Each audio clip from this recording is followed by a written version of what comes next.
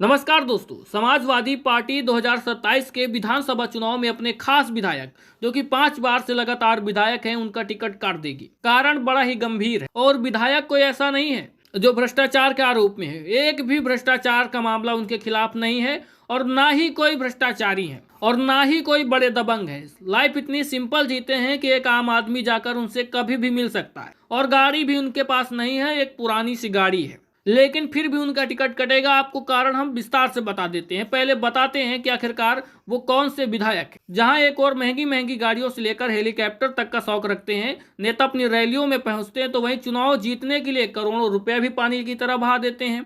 तो वहीं एक ऐसा भी शख्स है जो बिना पैसे बर्बाद किए चुनाव जीत जाता है। वो कहते हैं ना, उनका वसूल है सिंपल लिविंग और हाई थिंकिंग। आइए मिलते हैं उस शख्स से जिसने अपनी थाक और दौलत के बल पर नहीं बल्कि अपनी सादगी और सच्चाई के बल पर चुनाव जीतने के झंडे गाड़ दिए हैं। एक बार जीतने में ही लोगों के पसीने छूट जाते हैं, वही लगातार 5 बार जीतना बड़ी बात होती है। इस शख्स का नाम है आलम बदी, जो कि आजमगढ़ जिले के निजामाबाद से विधायक हैं। वो समाजवादी पार्टी के टिकट पर चुनाव लड़ते हैं और अभी तक आलम बदी 5 बार चुनाव जीत चुके हैं। उन्होंने 6 बार चुनाव लड़े हैं, हालांकि एक बार चुनाव हारे थे, लेकिन 5 बार वो जीते हैं। और एक समय था कि आलम बदी जी ने मंत्री पद भी ठुकरा दिया था। 2007 में मुलायम सिंह यादव जब सरकार थी उनकी, तो उन्हें मंत्री बनाकर प्रदेश के मंत्रिमंडल में शामिल करना चाहते थे, लेकिन आलम बदी जी का कहना था कि अगर वो मंत्री बनते भी हैं तो वो भी अपने विधायक वाले घर में ही रहेंगे, लाल बत्ती नहीं लेंगे और साथ ही पीएम का कैंप भी उनके लिए नहीं लगेगा। आलम बदी कहते हैं कि ऐसी स्थिति में मुलायम सिंह के अन्य मंत्रियों के लिए मुसीबत खड़ी हो जाती, इसलिए उन्होंने मंत्री का पद ठुकरा दिया। यानी आप समझ सकते हैं कि आलम बदी जी किस तरह से त्यागी पुरुष है। और यही नहीं, उनके आलम बदी इतनी सादगी परस्त व्यक्ति हैं कि इनका पता इसी बात से चलता है कि वो अपने साथ कार्यकर्ताओं का झुंड रखना बिल्कुल पसंद नहीं करते। आलम बदी कहते हैं कि वो अपने साथ कार्यकर्ताओं रखने में भरोसा नहीं करते। वो मानते हैं कि जनता ही कार्यकर्ता है और जनता ही वोटर जो चुनाव में भारी मतों से जिताती है। यानी अगर जनता कोई परेशानी लेकर आती है तो उसको वो सुलझाते हैं, उनके साथ बैठते हैं, उनके साथ रहते हैं। और सबसे बड़ी बात यह है कि आलम बदी साहब जब भी चुनाव लड़ते हैं तो चुनाव जीतने के लिए वो पैसे का सहारा नहीं लेते हैं। जहां एक और चुनाव जीतने के लिए अन्य नेता करोड़ों रुपए खर्च कर देते हैं, तो वहीं दूसरी ओर आलम बदी साहब चुनाव लड़ने के लिए सिर्फ 2 लाख रुपए करीब खर्च करते हैं। वही अपने क्षेत्र में काम कराने के लिए उनका सारा पैसा जनता के लिए ही खर्च करते हैं। कभी कभी तो जो उनका खुद का पैसा होता है उसको भी जनता की सेवा में लगा देते हैं। यानी इनके त्याग की गाथा आप यहाँ से समझ सकते हैं। और सबसे बड़ी बात यह है कि आलम बदी साहब कभी भी प्रचार करने के लिए पोस्टर और बैनर का इस्तेमाल नहीं करते। इसका सबसे बड़ा कारण यह है कि उनकी सादगी और सच्चाई से उनके क्षेत्र का हर व्यक्ति वाकिफ है। वह सुबह 9 बजे घर से निकलते हैं और शाम 5 बजे तक लोगों के बीच रहते हैं।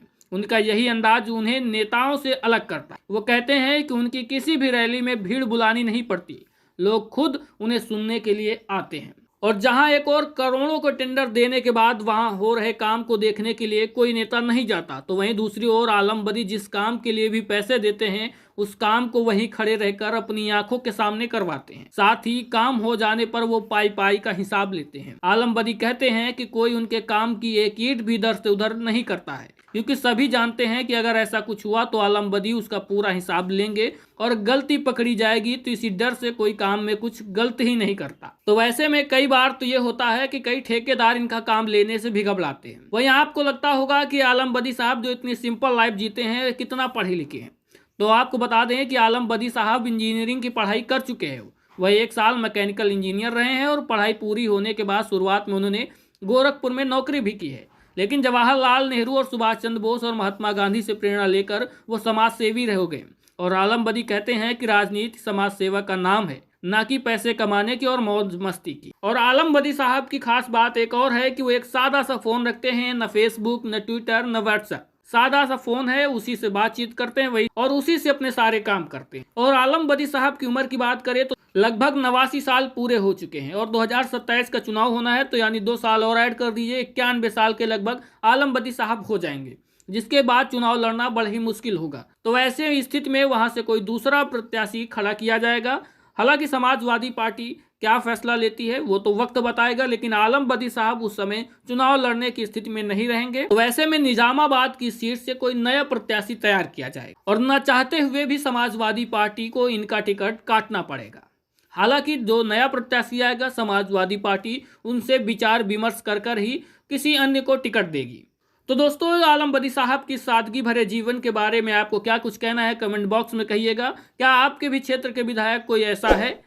अगर है तो कमेंट बॉक्स में बता दीजिएगा। और वीडियो अच्छा लगा है तो लाइक शेयर करके चैनल को भी सब्सक्राइब जरूर कर लीजिएगा।